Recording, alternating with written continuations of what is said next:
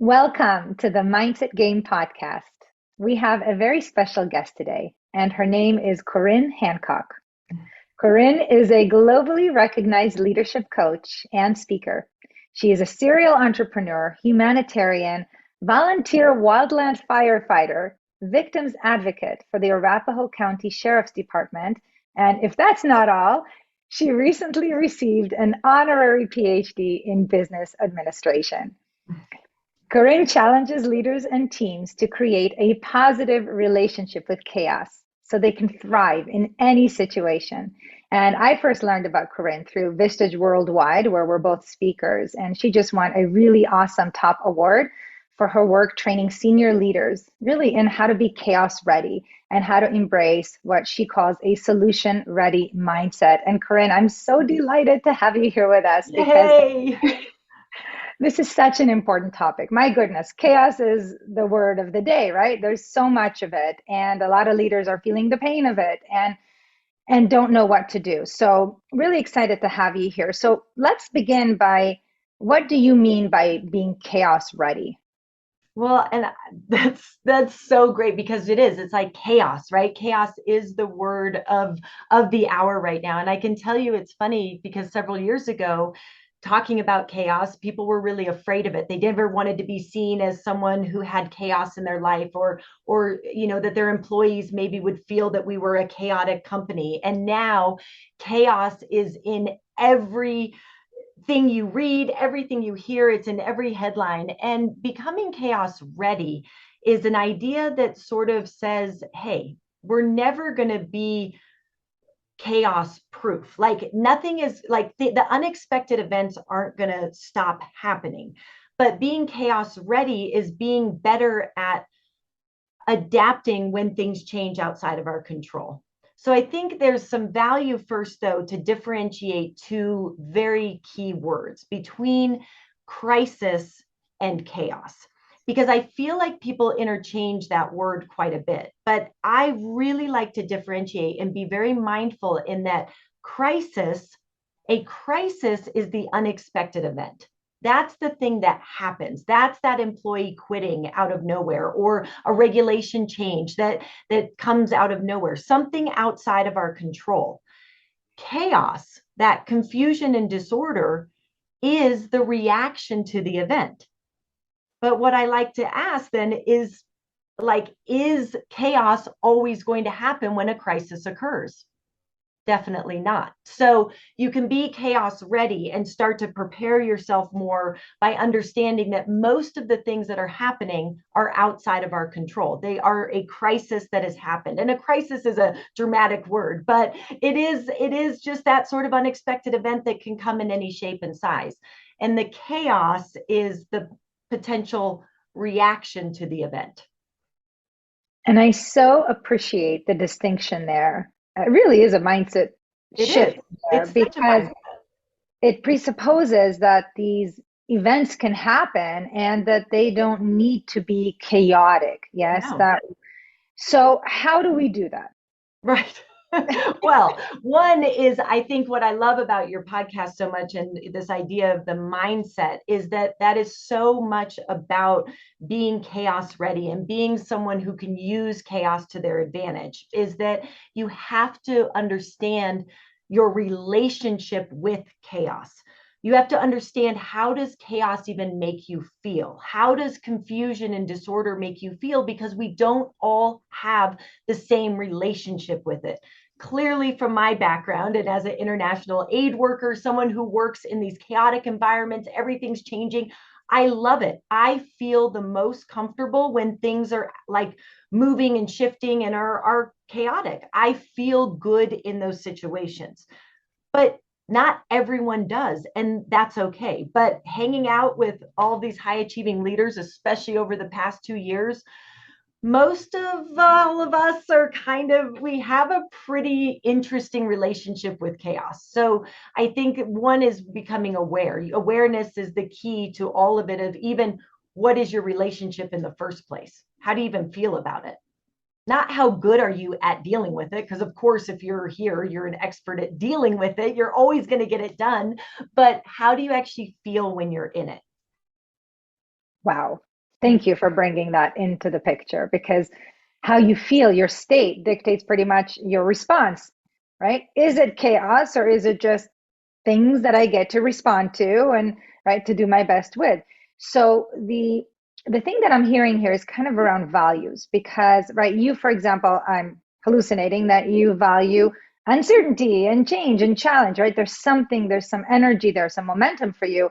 Whereas somebody else might have some value for uncertainty, right? They don't like stagnation. They don't like, to have the same kind of thing every day. They may appreciate variety, but at the same time, they value certainty more than uncertainty, right? They want a little more safety and security, or their perception of what is safe and secure. So tell us more about that, like this kind of differences in people's perception of, crises, if you will, when they come Sure. up. So we talk a lot about this in my conversations because you have to sort of break down your initial reaction to a crisis. Now, of course, you're going to say, well, Corinne, it depends what the crisis is. Is it affecting my family? Is it impacting my business? Is it actually attacking my livelihood? Or is it just an inconvenience or a frustration? Well, any crises that happens, we still have a default reaction. And so it's really hard sometimes to get ourselves to really slow down and say, okay, what is your default reaction? Because no matter what you feel about chaos, whether you like it, you don't like it, you still have a default reaction. And I believe in my research that there's actually only three, and I call them the ABCs. And you can start to think about it for yourself and you can think about for those around you, and it may depend on the situation. So the ABCs is something changes outside of your control, right? Something happens, like a flight gets canceled, or your power goes out, or fill in the blank of anything that just happens that is a crisis in that moment. Your initial response is going to be some sort of like, oh crap, like it is. You will have a reaction. Every single human has it. If you don't, we can have the sociopath conversation later, but there is a microsecond of a, oh crap. No matter how trained and skilled you are, you will say that for a microsecond. Then you go into one of these three reactions. You either avoid it, you're like, whoop, not it. No, I'm not dealing with this today. Or you blame yourself or others, right? You may say, oh my gosh, how did this happen? Whose fault is it? Or what did I miss that caused that? So blame is the next one. And the third one is complain. You just complain about it happening because there's nothing you can do about it. So my favorite is, after the meeting, you see people being like, oh my gosh, can you believe we're doing this? So stupid or whatever. And you're like, why are we complaining about this? So I call it the ABCs, because those ABCs, though, have no value in the moment that the chaos, that crisis hits, right? So the moment that a crisis hits, we go to a, oh my gosh, and we either avoid, blame, or complain. We all do it, even me. Mine is blame every time. I blame someone. I usually blame myself. I always blame. It's just, and I will tell you the honest truth, pretty much 99.9% of high achieving leaders, I'm sorry to tell y'all, yours is blame also. You guys, the show must go on. You're going to figure it out. But the next portion is moving into the response, right? Moving out of the reaction to the response. So I believe that chaos happens if you remain, if you stay in avoiding, blaming, or complaining. So that's when the confusion and disorder happens. So an event happens, it still sucks. Like there's no denying that it doesn't make you mad. It should, or it frustrated or disappointed, whatever the emotion that comes. And you will have a response, reaction experience that then you need to respond to. So I believe it's like closing the gap between that reaction, that avoiding, blaming, and complaining, to moving into the more a response of assessing the situation, creating a new plan, executing on it, which we think we all do. So it doesn't matter what your feeling about chaos is. You have to understand at first that we all have a reaction to it. It may be different based on the situation, but it doesn't matter. if you're introverted, extroverted, you love change, you don't love change, you still have to move through it. So well said. And I think that for everybody listening that has been there, right? Avoid, blame, complain. That what you're saying is kind of like permission to feel for a little bit. Like Yes. it's okay to just be in the this sucks kind of place for a little while. The question is, what do you do after you feel it? Yes, Right. because we need to feel it in order to be able to really access some guidance from it, right? There are For gifts to sure. every emotion. We know that, right? If I'm angry, right, maybe there's something around my values being violated, right? Maybe if I'm feeling anxious, I need more information. Whatever it is that's happening, it's there to guide us to some resource that we need to get. Absolutely. So, how do we, once we're there in the ABCs, how do we then like not stay there when Right. it's just like, especially in the really intense, like moments where something that's meaningful to you Sure. or a top value has been violated? Well, and it is, and it's hard. I think it's one acknowledging that this is normal.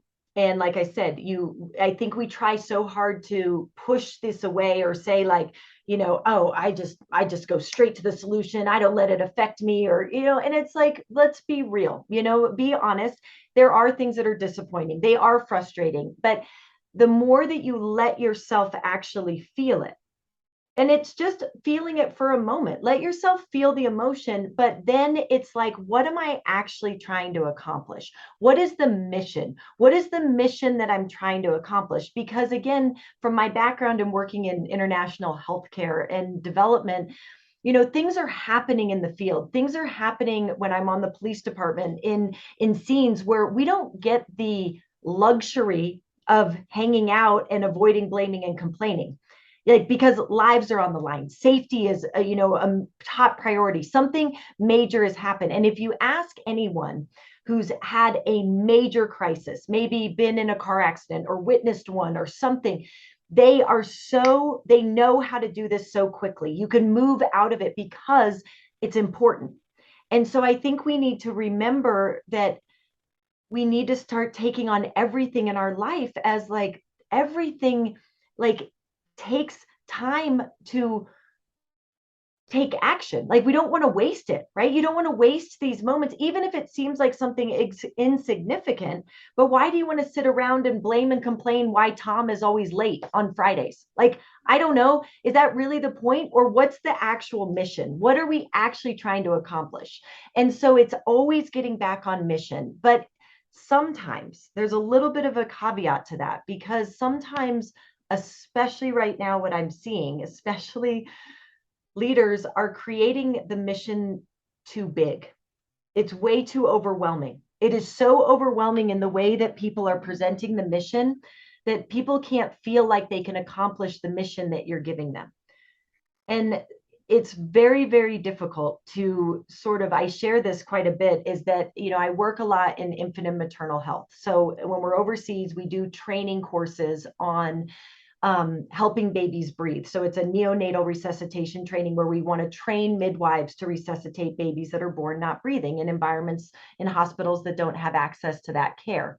So let's say my mission as the leader is that I want to make sure every birth is attended by a trained, skilled midwife. Okay, every birth. That's a huge mission. Am I ever going to accomplish that? Maybe not in this lifetime, but you know what? I'm not afraid to hold that mission. It's a great, like, inspires me. That's what we're going for. But let's say you're on my team and we show up to the training overseas, and our supplies get stuck at in customs. Maybe two of my translators don't show up, someone on the team is sick, maybe a few people are arguing, the training is starting to fall apart. Now my team is looking at me like, oh, you think we can train all midwives in the world? We can't even do this one training. And so you can start to see how that mission could start to become really overwhelming and unobtainable. So I think right now, people are feeling so overwhelmed in their lives. And it's not that the mission needs to change. It's never that you lose sight of the mission as a leader. You still hold that big mission, but it's how you're sharing the mission. How is that mission being perceived? Is it so overwhelming that it's not inspiring? It's actually sort of like daunting instead of. So I encourage people to break things down into micro missions. How can you just do a great job and do something that moves the big mission forward? Because then now it doesn't seem so overwhelming. That crisis that seems so huge in this moment that I want to blame and complain and avoid because it's too big to take on. If we pull it down into like, what are we actually trying to accomplish? We just want to, be the best number one choice to our customers. We want, people to refer us to other people. We want, our employees to get their other friends to come and work with us. We want our employees to be happy and stay. So how can we do one thing today that fulfills on that mission and moves us forward through that crisis, not taking it on in this huge, major, overwhelming state? That is such a cool mind shift again, because I think a lot of leaders are so inspired by that bigger mission.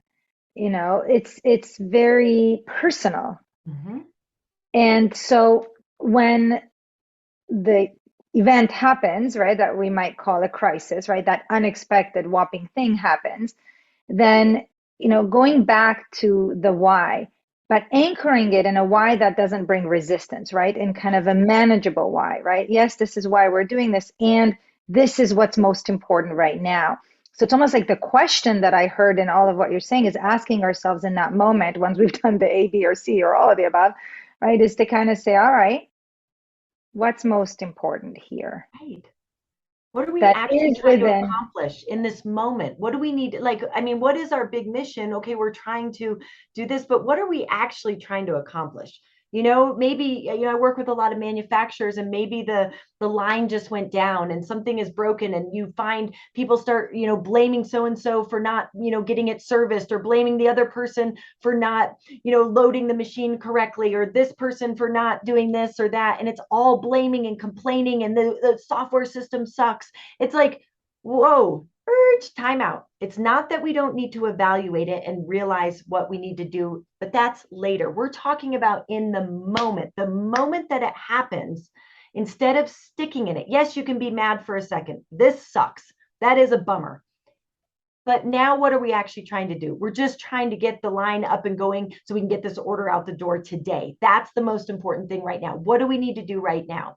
We can talk about whose fault it is later and all that kind of stuff, and how we avoid it in the future. That's next. But in the moment, there's no value in avoiding blaming and complaining. It does nothing. It doesn't change anything except delay the process. Oh But my it does keep God. people feeling safe. So if we can remember as leaders, the reason why people are doing that is because it provides enough clarity that makes people feel secure. So if you can remember anything, it's that clarity equals security. When people have clarity, they feel secure. And when people feel secure, they can move forward. People can never move forward when they feel unsafe. And what I'm telling you right now is, as leaders, all the opportunities that are coming out of this totally chaotic time, which has been great for some of us, very stressful and but a lot of opportunities have presented. That doesn't make anyone on your team feel safe. It makes them feel more unsafe, more insecure. It's more change, more things. So, as a leader, your only job is to provide clarity that helps them feel secure. So, the question I would keep asking is, do my people feel safe right now? Do they feel safe in not just in their job and the money, but like safe in also, where are we going? You just acquired another company, and now we're what who are we? Do I still have a job? Does my job change? Is my life going to be better or worse because of this? So it's really important right now as leaders to help provide that clarity, and it's clarity on the mission at hand right now. And what if the leaders themselves are not quite clear about the mission at hand right now, or they're afraid, they're really scared because there's so much that's out of their control. and they've got this image to uphold, right? I got this together. I've got clarity. I've got certainty, right? Because they don't want to freak out everybody on their team. What do those leaders do if they don't yet have that clarity for themselves? So they refocus on the big mission. It's always an in and out. So when people feel overwhelmed, you pull the mission in. But when you get stuck in not knowing where it is or which way to go back out to what am I actually trying to do? I'm just trying to be the best darn, pool cement manufacturer there is, or whatever it may be, right? Like it's sort of like as a leader, that's what you get back to your sort of big mission. And then from there, you're like, okay, what's in the way of that today? All right, we got some delays here. Can you change supply chain issues right now? Probably not. But you know what? You could do better at making a phone call to have a real authentic conversation with your customer, because it's not going to do anything avoiding it or blaming the supply chain or complaining about it to your customer. How about you just have a real conversation and you guys can embrace the suck together? Wow, really powerful words, right? Embrace the suck together. Yeah. I try to, take each other to happy rainbow butterfly land, but And just be with sometimes it. it's not, and that's okay. And I think that, you have to remember we're in a country that we've spent our entire building of our country to remove the suck. We try to take things and make things not uncomfortable for people. And as leaders, we feel so much pressure that it's our job to chaos proof our companies or to make sure that no one is affected by these unexpected events. Well, you can't do that. It's not your job to make sure that these things don't happen. Your job is to make your people feel secure and safe when they do happen, so that they can start to make the decisions for themselves of how do I want to respond to this? Do I want to stay avoiding, blaming, and complaining and doing nothing? Or do I want to move into the solution focused mindset, which actually makes me feel fulfilled and valuable and makes me excited about coming to work? It's why we want to be here, because we like seeing the projects move forward. We like accomplishing the things that we've set out to do. That's what's motivating.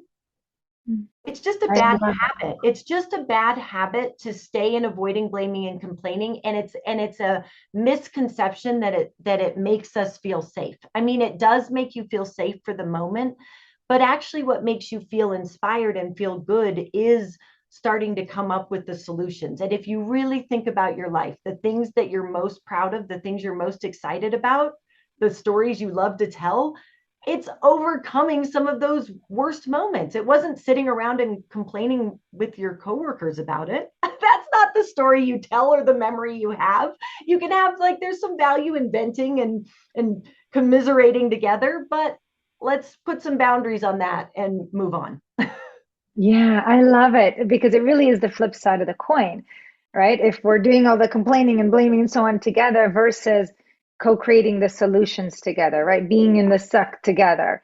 Mm-hmm. And this is what I think is really magical about these crises, because it's an opportunity to, first of all, be in more harmony with ourselves, right? To have more compassion for ourselves, but also to build something together, right? To solve something together. What an opportunity, right? To bring people together. That's what we see in the world, right? When there's crisis, countries that are worried to come together because there's that bigger, more meaningful mission. Yes. And it really, really brings your point home, because this is not only going to create a better solution for the particular event, but it also builds more resilience, more coherence in the team, so that the next time, which it's only going to be a matter of time until the next Right. thing happens, right? That when that happens, right, we've got even more of a glue, and we can, really come together and create even grander solutions than any of us, leader included, could do on our own.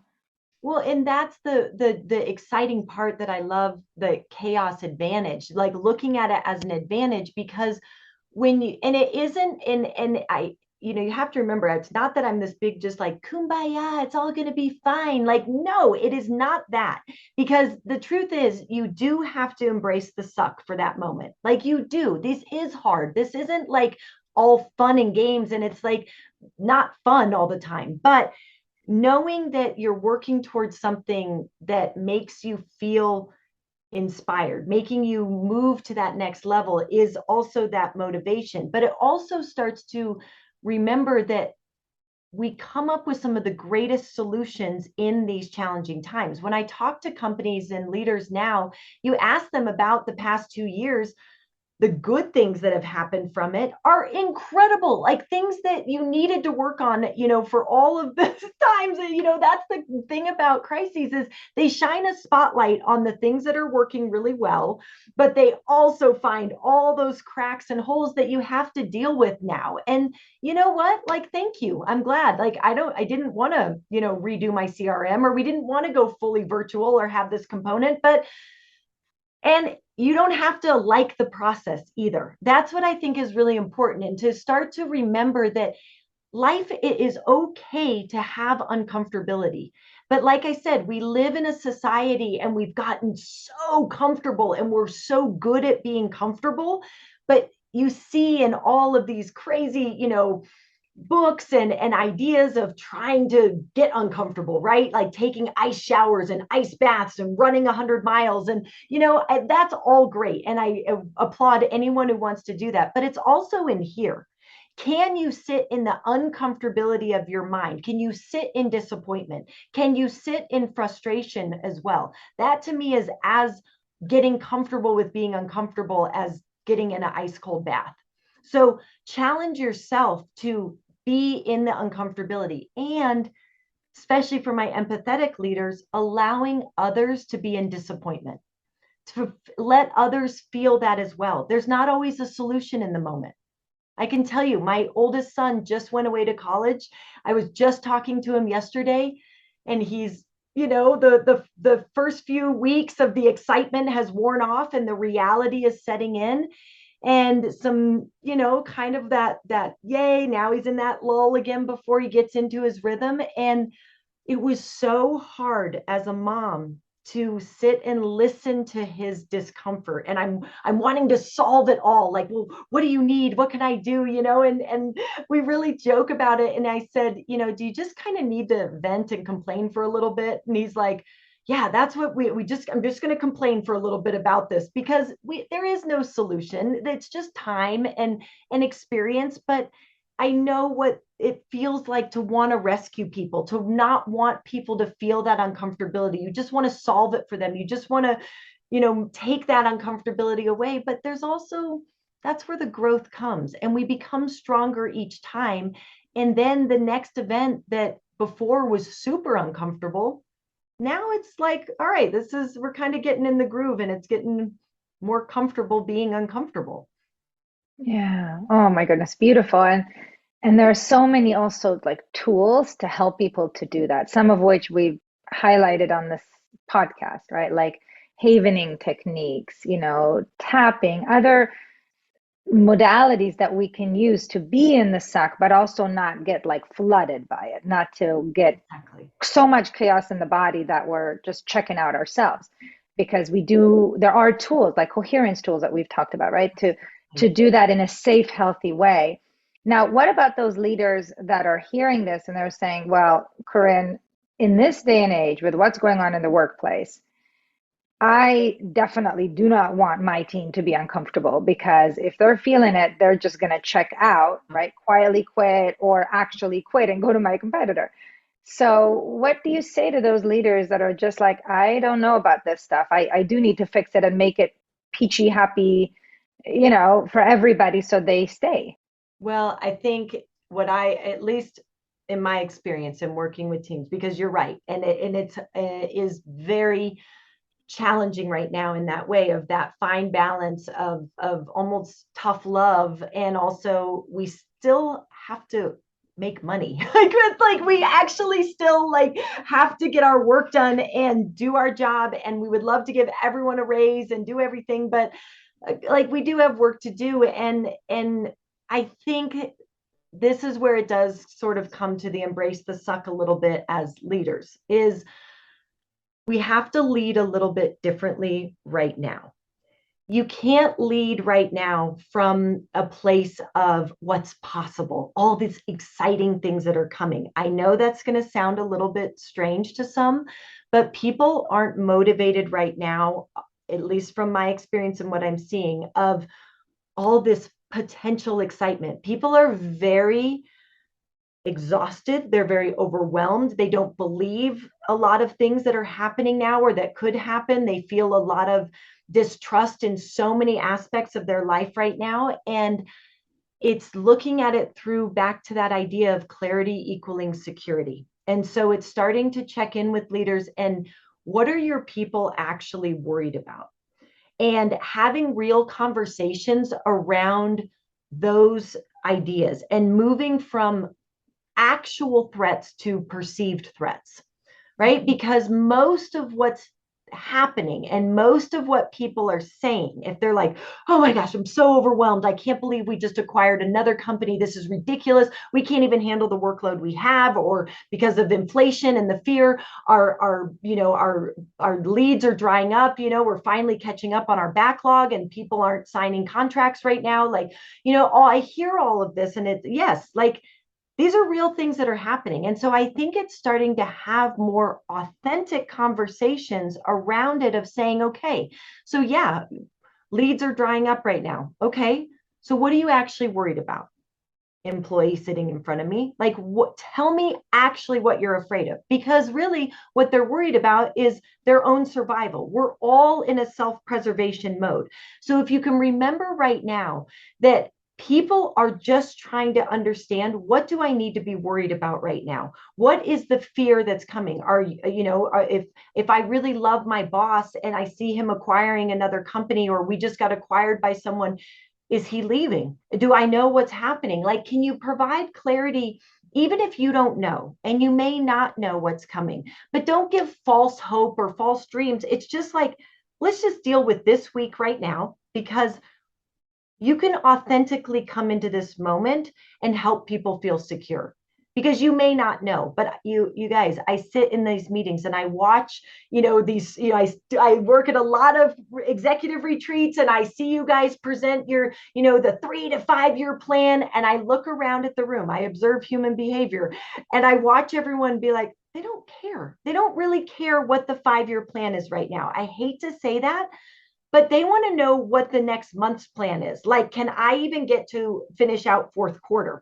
I mean, I'm really excited about all these new great things you're doing, but what it sounds like to me is you're just making your life better at the expense of me. That's sort of the theme that's going on in people's mind right now. So if you can just remember that right now, to help provide a way for people to feel secure and give them more clear guidance in what to do next, because you may not know.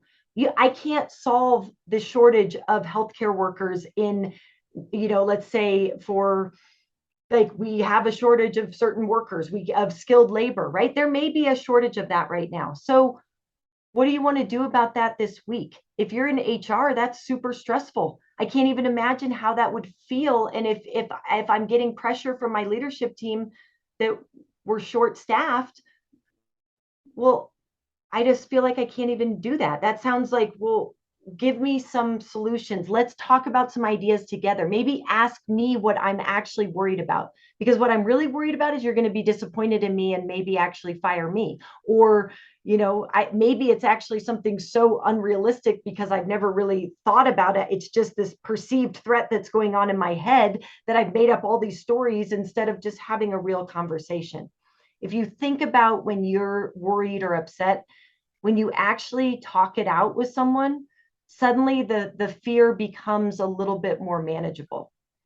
My grandmother used to say, quit borrowing trouble from the future. Quit borrowing trouble from the future. You got plenty of it right here, right now. And so a lot of what's happening is we're borrowing all of this trouble from the future, and we're borrowing all these things and making these huge broad statements and ideas to try to deal with things that, like, let's take it step by step. That's what we do normally, but actually also in conversation, in the way we are presenting ourselves as leaders. Don't be afraid to have some authentic conversations right now. People really expect it, especially our younger generation. They're so self-aware. They want to talk about their feelings. They want to talk about what they're worried about. And you're going to get some great insights. We get great insights from that that really helps move us forward. So it's not so overwhelming. I think your grandmother is very wise, and I think you're very wise because it Still hard. really, and it's the truth. I hear those same things as well. And what leaders care about, right, is they're all in like future land, right? As you said, possibilities, Mm-hmm. but I need to not in be. hierarchy. Exactly. If the person is not feeling safe today, their unconscious mind is not going to let them imagine the future. They No need way. to survive. Yeah. And so I love that you're saying, let's have these authentic conversations. And, one of the questions that I often like to ask is, what's important to you? It's kind of like the question that you're saying, what are you worried about? It's just another angle of it. What's important to you? Because then you'll know if they say, well, what's important to me is safety, security. I want to make sure that I can do this, or I still need to pick up my kid from preschool at 4 o'clock every day. And right, I still want to enjoy eating my lunch with Bobby, or, if whatever it is. The idea here is that, people's stories really dictate their behavior. And if we really want people to adapt to change in the face of crisis or the unexpected thing, Mm-hmm. then they've got to feel safe. They've got to be coherent. And in order to get there, we need to know what is important to them, as you said, and to be able to speak clarity through that lens, right? So when we say, as you say, clarity equals safety, you're 100% correct. I know that to be true, and research demonstrates that it's Yeah. true. So the question is, what clarity do they need? Mm-hmm. Because what one person needs is different, as you know, than another. And And and you so, but you are spot on in what you're saying with that, but it's sometimes right now they can't even get to what they want or what's important to them is what I've seen, because until you help them unpack what they're worried about, because like I said, how it's existing in their mind is very different than when they start to speak it out loud. If you even think about it for yourself, you'll be so overwhelmed in the middle of the night, but if you wake up and do some of those tactics like write your list out or something, suddenly none of this is un none of it's impossible, right? It starts to become very like, okay, but sometimes what I'm seeing is people are so overwhelmed, they don't even know what they're overwhelmed with. And again, I think a lot of time it's something that's perceived versus, and they're borrowing it. They're borrowing the trouble from the future, and they're borrowing the worry from the future instead of what's actually happening right now. And that they think that the expectations are unrealistic that's on them. But when they actually, if you talk with your manager or something, and I talk with these leaders, just like you do, you hear that they're actually not really being unrealistic. It's just how they're being perceived. It's how they're communicating this message. They still think we're trying to solve, maternal health for the entire world in this moment. It's like, no, we just got to get through this one training right now. I will continue to worry about the big picture. Our leaders, you keep holding that. But we got to be so mindful in how we're presenting information right now. Like, we're intimidating. Are we intimidating people? Are we scaring them? Are we making them feel like they can explore what they're worried about? Because once you have awareness, it changes everything. Suddenly things become like, okay, I can get some momentum now that I can take a single step. It just takes that single step. yeah, thank you. And and it's what's cool about this is that oftentimes we as leaders intimidate ourselves, right? Because we have that big vision. So we tell ourselves like all kinds of stories. So I love kind of this process, right? The ABCs, the kind of really being with what is happening, right? With the emotions, right? Connecting with that mission, but then chunking it down. All right, so what's most important right now, right? What is that piece right now, right? Today, this week, that we may have a little more control or influence over, and to be able to express that to people. And as you said, like, what are you worried about? What's happening? What are you afraid of? Because what they're afraid of might not actually be true, or it might be a misperception, misconception. Or you may be able to offer something that provides that safety, feeling or that clarity around something that what I see a lot is that leaders think they are giving this super clear message and they think they've communicated all of this, and they're so frustrated because they've already sent out all of these updates and they've already posted them on the website, and no one's reading any of that right now. They're not, because in that moment it's not coming to them as something that's important. And so right now, more than ever, we have to sort of seek it out from people. And that's the embrace the suck for us as leaders. We have to slow down to go fast right now. And it is so hard for us. It is so frustrating. We're so frustrated by it because if you remember before, we used to, I could just send an email like without really any instruction, just sort of attach something and my team would know exactly what to do. And now I send that same email and they write back like, what am I supposed to do with this? I'm like, what do you mean? Read it, do it, all the stuff you used to do. But people are overwhelmed right now. But what the good news is that if you can break it down into micro missions for people, if you can give them some opportunities to win right now, it'll feel like micromanaging, but it's not. It's a different, you're not managing, you're giving a micro mission. You're giving me now something I can actually accomplish this week. That becomes very different because that's how we authentically rebuild people's confidence, their grit, their resiliency. If you feel like you're failing at everything right now, nothing, it starts to become like, you start to become resigned in it. Like, I'm failing at everything, so what's the point kind of feeling, instead of, oh, think about for us, you check that off your list, you're like, I got this, and it rebuilds the momentum. As leaders, we do this every single day. You do it to yourself so subconsciously. You see the issue, you attack it, you assess what's going on, and you break it down into a micro mission for yourself. All of these huge projects you're working on, you don't take it on like that. But I would really invite people to look at how they're being perceived. How do they share these messages? Because I sit in all these meetings, I hear how these messages are being portrayed, and I watch people's facial expressions when they're being said. Like, that just sounds overwhelming. And all people hear and all these potential opportunities is just more work. That's all it sounds like to them. So bringing it into a different way to look at it is really valuable. Oh my goodness, this is just gold. Really, I think every single leader needs to hear this, to hire you, right, to be there, because it is real and we need to hear this. And it is all about, in essence, mindset and resilience during these chaotic times, because mindset is a belief. And when you have certainty in the little micro project, whatever Yes. is that little piece of it, where you're like, I could do that, right? Then that builds more resilience because you check it off the list. And so certainty is power during uncertain times. Yes. And so, and chunking down the mission as well, right? Certainty that we can do this piece of it, right? So that it's not so intimidating and overwhelming.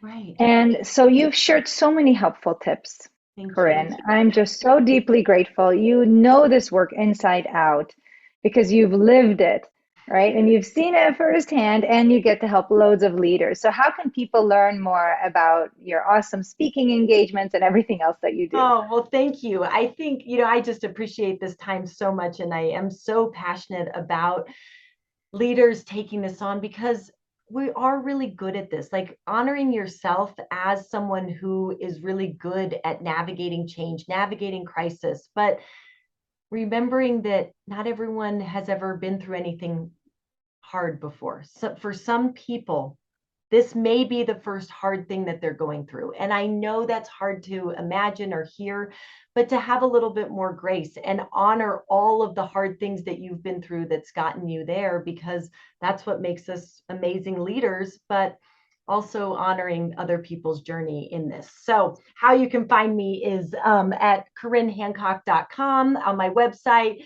You can connect with me on LinkedIn. I love to share content there on LinkedIn, but I'm just so grateful to have been with you and spent this time with you. Thank you.